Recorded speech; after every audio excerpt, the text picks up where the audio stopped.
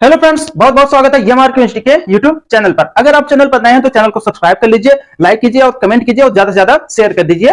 Thanks. चलिए, आज का टॉपिक है बॉर्न हैबर साइकिल।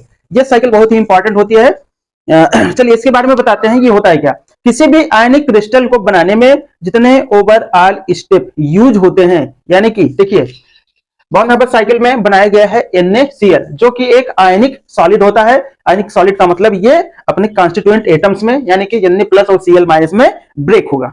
एक तरीका है, देखिए डायरेक्ट बना दीजिए Na प्लस और Cl माइनस से डायरेक्ट बना दीजिए NaCl, यानी कि आयनिक सॉलिड। चलिए इस तरीके को NaCl को बनाने के तरीके को स्टेप बाय स्टेप समझते हैं। ये होती है बॉर्न हैबर साइकिल। जितने स्टेप होते हैं सबको जोड़ के जो साइकिल बनेगी वो होगी बॉर्न हैबर साइकिल। चलिए स्टार्ट करते हैं बॉर्न हैबर साइकिल। ये बना है, देखिए Na प्लस सॉलिड और plus half Cl2 gas. Chlorine एक गैस होती है जिसका एटॉमिक नंबर 17 होता है। ये डाई एटॉमिक फॉर्म होती है, यानी कि दो एटम से मिलकर बना होगा Cl2, ठीक है ना। तो एक Cl, क्योंकि NaCl में एक ही Cl है तो एक Cl लेंगे यानी कि हाफ Cl2, ठीक है। सोडियम का स्टैंडर्ड स्टेट होता है सॉलिड, ठीक है। यहां पे लिया गया है सोडियम सॉलिड और Cl2 क्योंकि गैस होती है तो आधा लिया गया है Cl2। सबसे पहले क्या करेंगे, सॉलिड को कन्वर्ट करेंगे गैस में। क्यों? क्योंकि किसी भी आयनिक क्रिस्टल के सॉलिड को बनाने के लिए जो कॉन्स्टिट्यूएंट एटम होंगे जिससे मिलकर वो आयनिक सॉलिड बना होगा वो कौन से स्टेट में होते हैं, गैसियस स्टेट में होते हैं। तो सबसे पहले NaCl को कन्वर्ट करेंगे हम सोडियम सॉलिड को कन्वर्ट करेंगे हम सोडियम गैस में। किसी भी सॉलिड को डायरेक्ट गैस में कन्वर्ट करने की प्रक्रिया को क्या बोला जाता है, सब्लिमेशन। देखिए सोडियम सॉलिड को कन्वर्ट किया है हमने सॉलिड Na गैस में या सोडियम गैस में, क्या हो गया है, सब्लिमेशन, ठीक है। अब देखिए सब्लिमेशन तक बात पहुंची, Na प्लस हो गया और Cl2 पहले से गैस थी, हाफ Cl2 गैस है। अब क्या करेंगे, सोडियम को आयनाइज करेंगे, यानी कि सोडियम के ऊपर प्लस चार्ज आना चाहिए ना। क्या करेंगे, इसमें से एक इलेक्ट्रॉन निकालेंगे।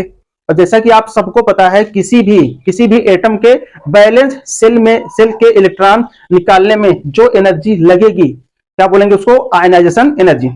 क्या करें, सोडियम के बैलेंस सेल से एक इलेक्ट्रॉन निकाल दिया। सोडियम का एटॉमिक नंबर 11 होता है, उसमें से एक इलेक्ट्रॉन निकाल दिया, यानी कि सोडियम के ऊपर एक प्लस चार्ज आ गया। क्लोरीन को एज इट इज अभी रहने दिया गया। क्या हो गया, सोडियम में से एक इलेक्ट्रॉन निकाल दिया गया, सोडियम के ऊपर कैसा चार्ज आ गया, प्लस चार्ज आ गया। देखिए अब क्या हो गया, आयनाइजेशन हो गया, आयनाइजेशन एनर्जी, ठीक है।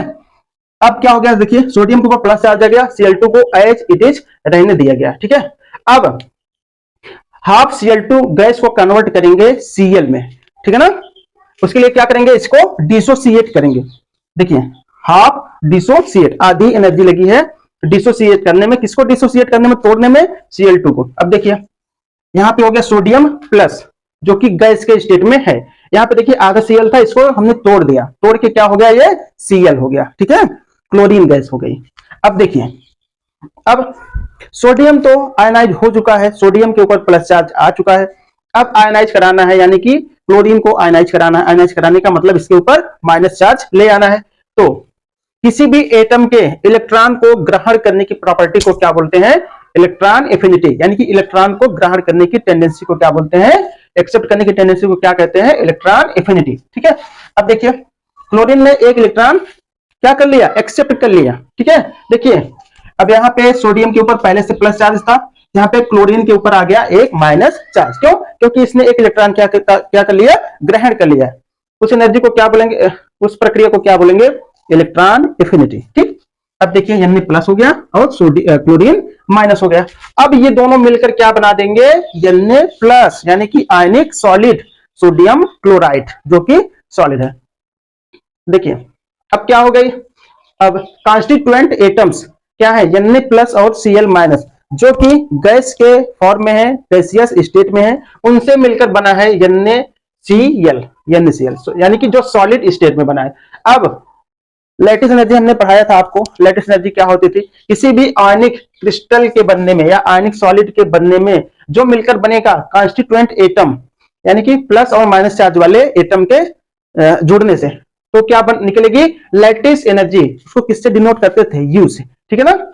देखिए ये Na प्लस सॉलिड और Cl2 गैस से यहाँ बन गया क्या, Na प्लस गैस और Cl माइनस गैस, इन दोनों से मिलकर क्या बन गया, NaCl। तो इस प्रक्रिया में जितने भी स्टेप फॉलो हुए हैं, जितने भी स्टेप हुए हैं, उन सबको जोड़कर जो साइकिल बनेगी किसी आयनिक सॉलिड को बनाने की, उसको क्या बोलेंगे, बॉर्न हैबर्स साइकिल। ठीक है ना।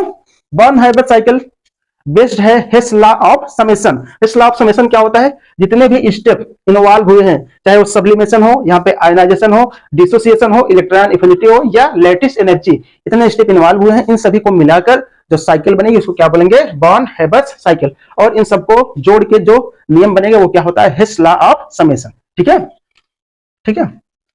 अब देखिए, अगर इस constituent atom Na plus solid और हाफ Cl2 गैस से डायरेक्ट बना दिया गया NaCl, क्या बन गया, enthalpy of fusion delta HF। Delta HF fusion का मतलब होता है जुड़ना, ये दोनों एटम्स आपस में जुड़ गए, क्या बन गया, NaCl। ये सीधा स्टेप था, डायरेक्ट स्टेप, ये था स्टेप बाय स्टेप। ठीक है ना।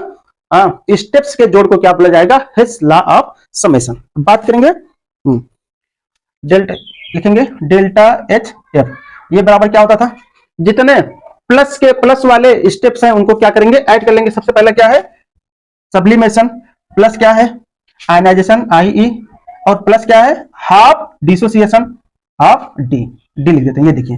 और माइनस क्या करेंगे, इलेक्ट्रॉन एफिनिटी और ये लैटिस एनर्जी, क्योंकि ये चीज निकली है, E और प्लस U, ये क्या हो गया, इस law of summation, overall steps का प्लस, इस लॉ ऑफ समेशन।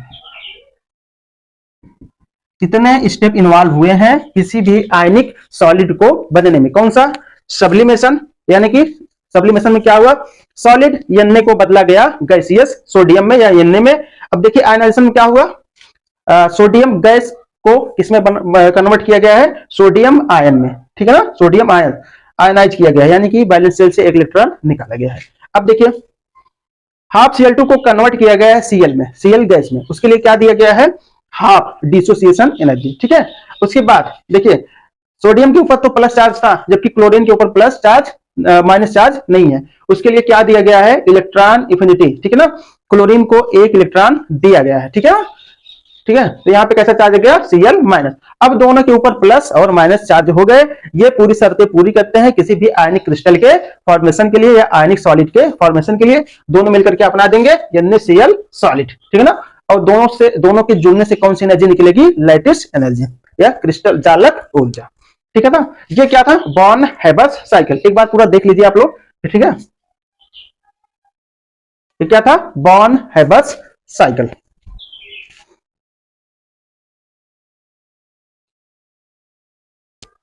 ये हो गया।